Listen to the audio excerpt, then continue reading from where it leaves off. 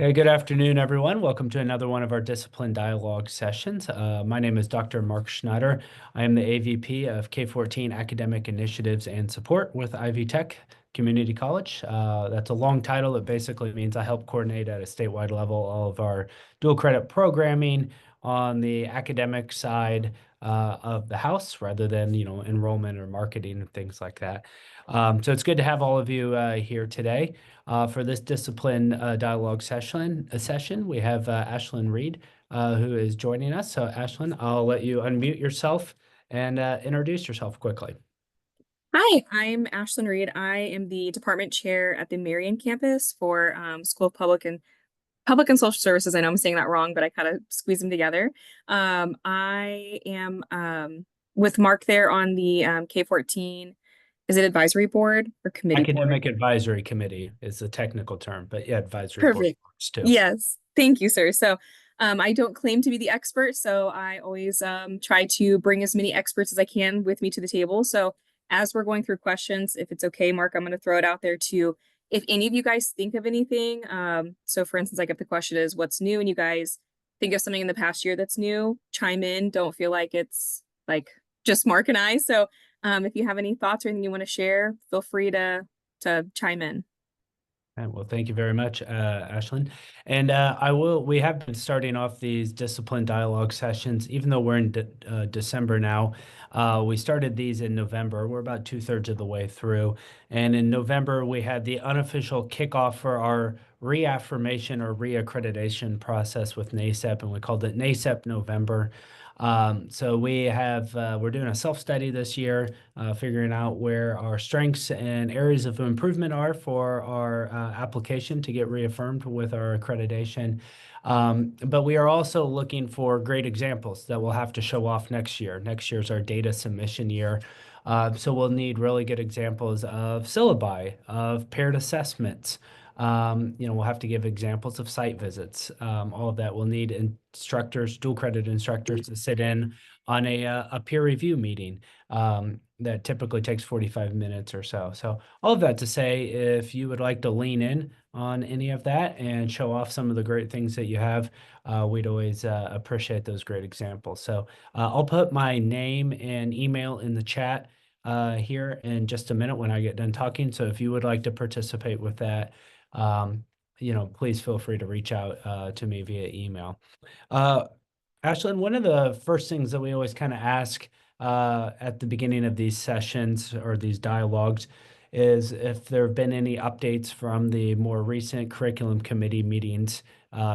Typically, each committee or program area of study has a meeting at least once a year. Sometimes they'll meet each semester, so upwards of 3 meetings a year. And dual credit instructors and high school teachers are always surprised to find out, and this includes myself when I first found out about it as a former high school social studies teacher for a decade in the high school classroom, that curriculum decisions, programming decisions, really anything related to a course or a program, new courses, prereqs, teaching credentials, all of that is decided by the faculty. The administration has very little to do with that. So all that to say and ask, were there any updates or anything from the more recent curriculum committee meetings that could potentially impact dual credit classes? And of course, if the answer is there's been really no changes that impact dual credit, we are always happy to hear that as well, because the status quo for the foreseeable future, it can be a welcome option as well. So anything from the curriculum committee meetings this year to bring us up to speed on? As far as directly impacting dual credit, none specifically come to mind. There's always changes and updates and new developments happening, but I can't honestly think of anything that would directly impact dual credit. And again, if anybody out there is anything comes up in your guys' mind from our curriculum meeting or our statewide committee meeting, feel free to chime in, but I don't think there's anything that's directly impacting dual credit. Is there, I should know this off of the top of my head, but just with all the different programs, it's always hard to keep track of. Is there a common final or a common assessment either currently used by your program or in any of the other disciplines. Sometimes that's always in the works too, that gets, eventually rolled out to a dual credit class. Are there any common finals or anything like that that could potentially be used by a dual credit class? Um, And some Honestly, again, go ahead. and sometimes they're in a final, other times they're just, like a 10 question thing that's kind of randomly inserted in Ivy Learn throughout the year. So, and some don't have them as well. A lot of the CTE programs don't. So my guess would be that there's not one here, but that's Mhm. not always the case too. I don't believe for CRIM there is one. I could be wrong, but I don't believe that there is anything like that for CRIM. I know for obviously exiting, we have like an exit exam, but I don't again foresee that being involved for dual credit. Um, there are some classes, I don't think any of those are offered dual credit though. For HUMS that there would be like a that could lead to a state licensure, but again, I don't think that would impact dual credit, no. With grading scales, our high schools typically have, the 90s or an A, 80s or B, seven, so on and so forth from there. Some of our programs do have different grading scales than what you see traditionally from a typical high school grading scale. Are the grading scales for your programs, are they on the 90-80 scale, or are they more Mhm. like I think healthcare is always the example that pops up, where they have Yeah. a narrow band? Yeah. It's again, as far as I know, yeah, I know for CRIM, it's pretty across the board. For HUMS, I'm 90% confident that they're all in that same area, unless there's a specialty class out there that I'm unaware of. But yes, I would say that they're all in that standard grading area. Yeah, Hums went to 90, 80, 70, 60. Okay, that's good to know. Thank you very much there. Um, One thing that we typically get questions on from our dual credit instructors are ways that the dual credit classes and the credits, corresponding credits, how they can transfer after high school.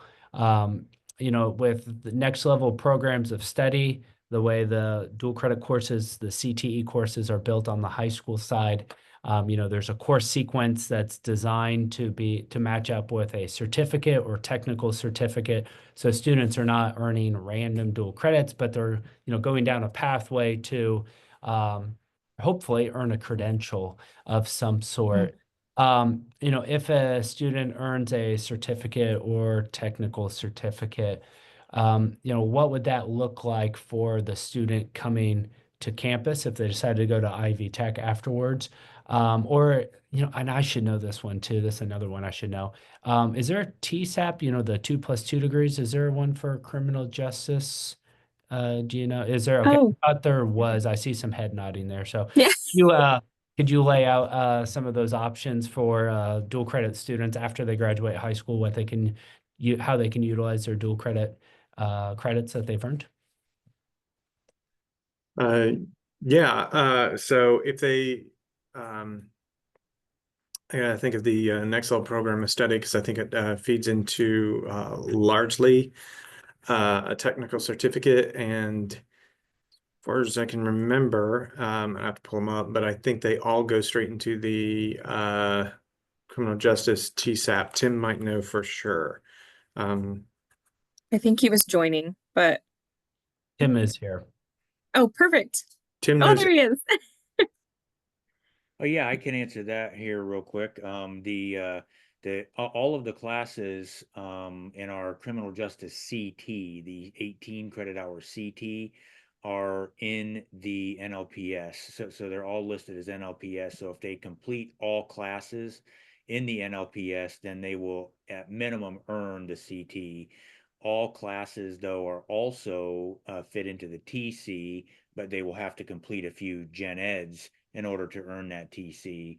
But they do also fit into the required courses in the TSAP, almost completing all required courses, all but two in our TSAP AS degree. For those who are either on the Zoom right now or watching the YouTube recording, our TSAPs it's typically what we would call like a 2+2 degree. So 2 years at Ivy Tech, and then it transfers to one of our 4-year partners as a block of 60 credits. So you have your first 2 years done with us. In a perfect state, hopefully we get to this sooner rather than later. But with dual credit the way it is set up, we'd really like to see that become a 1+1+2 type degree, where you're getting your first year completed in high school and then doing another year with us at Ivy Tech, and then going on to a 4-year institution if that's what you would choose to do. But there's lots of other variables that go into it. As Tim mentioned, there are some gen eds that go into it. Maybe your high school doesn't offer all of those. So definitely an aspirational goal, but any of the programs that we have set up with those TSAPs, it's a great situation that if a student or school really leans into it, you can get some great outcomes right there. Just a couple of other quick things want to mention, and have one or two more questions for Ashlyn, and then we can open it up to any Q&A generally from the group here. We do have a reminder, or want to give a reminder for everyone to complete their professional development modules. This is a NACEP requirement that we have. Because of the size and scale of Ivy Tech, we have 3,700 instructors. We are way larger than anyone else in the country when it comes to dual credit offerings. We have chosen the route of using Ivy Learn or Canvas to offer our PD modules. That has to be completed by April 1st. So for those who are watching this recording, today is December 3rd. So you have a little less than 5 months to get that completed. It only takes a couple of hours, but do keep that in mind. As Christmas break approaches, you might have a week or two off then. Of course, you'll have the whole spring semester, but do please try to get that done as soon as possible. That is a requirement from NACEP. And then also, we do have a few perks for our dual credit instructors. One of them being 2 free courses or 6 credit hours worth of free courses every semester for either the instructor themselves, their spouse, or dependents, their children, if they are attending Ivy Tech. So 2 courses typically are 3 credit hours. So that's usually how the classes are utilized. Classes running $500-ish a class. So you'd be looking at over $1,000 in savings each semester if you do have a child, or if you want to take a free course. Sometimes we have dual credit instructors who just want to take some courses with us to sharpen their skills in other areas. Do think of that, keep that in the back of your mind. And also for anyone who has an Ivy Tech email address, so that's our dual credit instructors and students, this applies for as well. The Microsoft Office, the whole suite of products, so Word, Excel, PowerPoint, all that can be downloaded and used with the Ivy Tech email. We looked it up. A subscription for that is like, I think, $106 a year. So you can use that to save $100 annually as well. And the other thing about the free courses, I should have mentioned this too, you do have to be a dual credit instructor with us for a year before you can utilize that benefit right there. So after you get your first year under the belt with us, then you can use that every semester moving forward. If you do want to take advantage of that, just reach out to your K-14 director. It usually runs through the local campus HR office, and there's a few DocuSign documents that you have to go through, but relatively simple to do. So, but just reach out to your K-14 director for that. Ashlyn, one question that we've got from some of the other sessions is what a dual credit site visit maybe looks like. I think just because of the way it's phrased as a site visit, and then also bringing in kind of that K-12 experience of a formal evaluation with a principal coming in, having a clipboard, checking off all the boxes, things like that. I think there's kind of that mindset to how a site visit works. We do have to make sure the courses are meeting the rigor and course objectives are being met and all of that.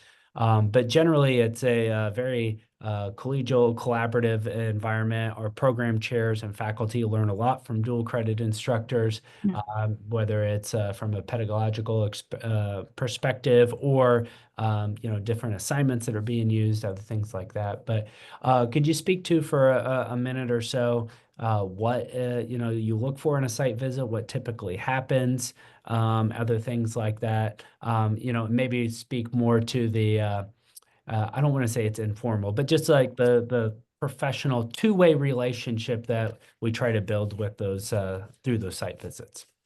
Yeah, absolutely. So, first off, whenever I personally really like to know my dual credit instructors personally and face to face. So, whenever I do like their orientation or I do their site visits, obviously it's there in person and not any like a form of virtual. I typically do have a conversation with that dual credit instructor and kind of ask them, what are you working on? Do you have any kind of fun and upcoming things that you have going on? Because I want them to be able to display the hands-on things that they get to do and things that they've worked toward building up to. If they have like a larger project, I like to do it that way. I don't know if other people like to do it as like a surprise, but I want them to know I'm coming, to be prepared, to feel comfortable. And like I said, I've met each of them face to face, so I know who I'm looking for when I come in the door, and they know who I am as well. So again, just making sure they're comfortable. I typically will pre-send out, excuse me, a copy of the site visit assessment form that is in dual enroll. That way they already know what I'm looking for. There's not too many questions on there. And then as far as like samples of assignments, I just kind of ask them, is there anything that you want us to look at? Or I also ask them if they need help with anything. If they're looking for resources, we discuss textbooks. Sometimes I think our textbook doesn't always align with what the high school has chosen. And so I always encourage them, if you're thinking about running a class, let us as the department chair know, and we can always send you that statewide list. And obviously we have no say over what the high school is necessarily going with, but that can kind of give them a better base knowledge of things that we have been using in our classroom. Because obviously we want our students to be leaving the high school with a college level course and be, again, prepared to come in to attend classes with us later on, hopefully is the goal, and know what they're expecting. So yeah, so then I just go in and I observe a class session, and I usually speak with the instructor before or after if possible, because I also respect they're in high school and usually they're, moving classrooms and lots of students in and out. But yeah, I enjoy them. I think it's fun. I think it's a nice refresher of seeing different teaching styles and also seeing how the difference in working with adults versus working with high school students. So. Yeah, I like several of the things that you mentioned there. And one thing for our dual credit instructors to kind of keep in mind too is, like you're mentioning, like the textbooks, like we really, the end of the day, we need to make sure the course objectives are being met. So we can be flexible with, the textbook options to help make sure that that's being done. That always gets kind of brought up now that there's a cap to how much a high school can charge for textbook tuition or textbook fees, I should say.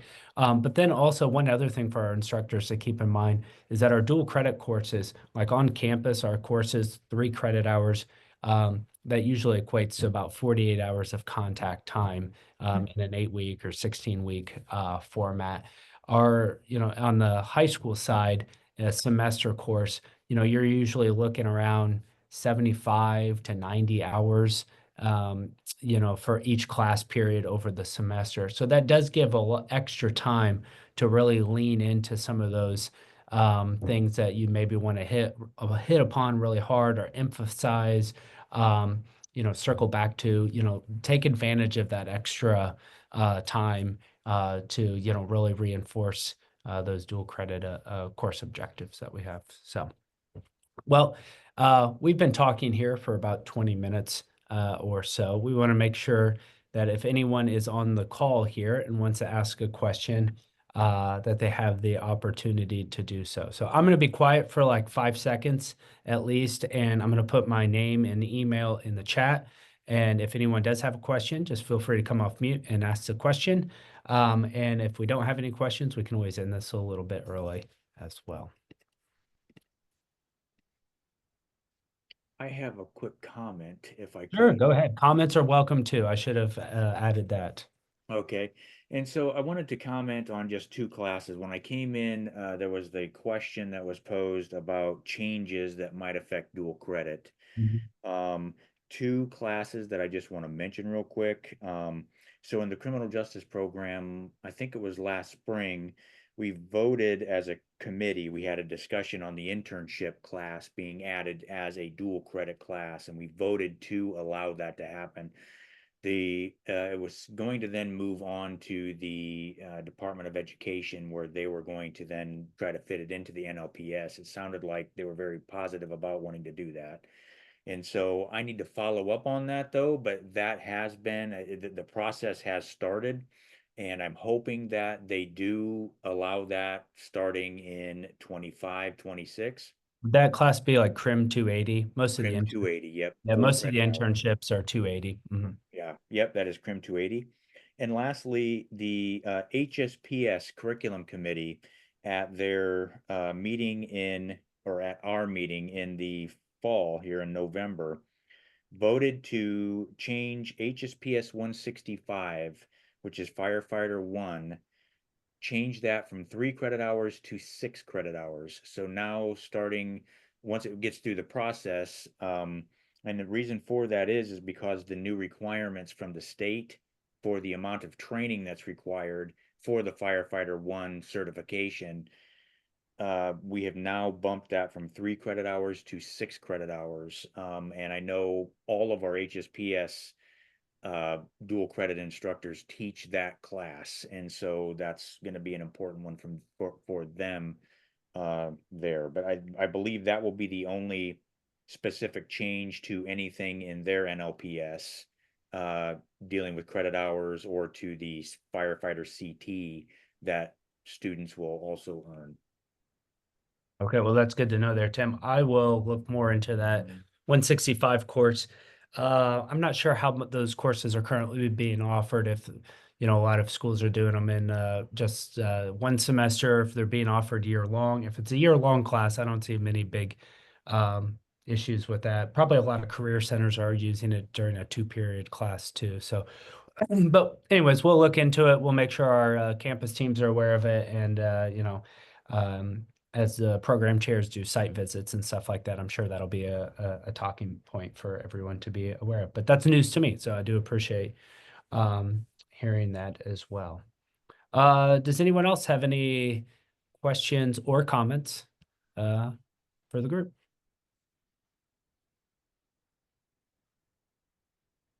Okay, well, thank you all for joining us today. We appreciate also the well-represented Ivy Tech faculty on the call today. That's always a welcomed bonus as well. And we always like to end these by thanking our dual credit instructors for everything they do. Indiana is a leading state in dual credit in so many different ways, and Ivy Tech is a humongous part of that. We're the largest dual credit provider in the country by a factor of 3 or 4. It just kind of depends on what the final numbers will end up shaking out when we get to a spring semester. We're on pace for probably around 95,000 high school students that will take at least one course with us over the academic year. And then this year's graduating high school senior class will probably have about 10,000 students or more earn at least one Ivy Tech credential of some sort, certificate, Indiana College Core, associate degrees, things like that. So very impressive numbers that are all making a big impact on the lives of students and on our communities as well. But really the backbone of all of that are the 3,700 plus dual credit instructors that we have. Oftentimes being a dual credit instructor requires additional work, whether it's preparing a syllabi, site visits, doing the professional development, onboarding, all of that stuff, which is done usually out of the goodness of the heart of the high school teacher to make sure that those opportunities are available to their students. So we appreciate all that goes into that. So with that being said, I appreciate everyone joining. I will send the link out to the YouTube recording once we get it posted, typically in the next day or two. And then one other thing I should mention too about Tim's comment with the internship class. Today's recording is December 3rd, a Tuesday. Next week, 8 days from now, December 11th, the new high school graduation requirements will be voted upon and formalized and everything like that. Work-based learning, internship opportunities will be a huge part of that. And programs where that is available, I think you'll see high schools and career centers really lean into that. So all that to say, basically everything that we've been doing is leaning and going in that direction, but we have to wait for the formal documents and rules and everything like that here in 8 days. So everything's subject to change as well.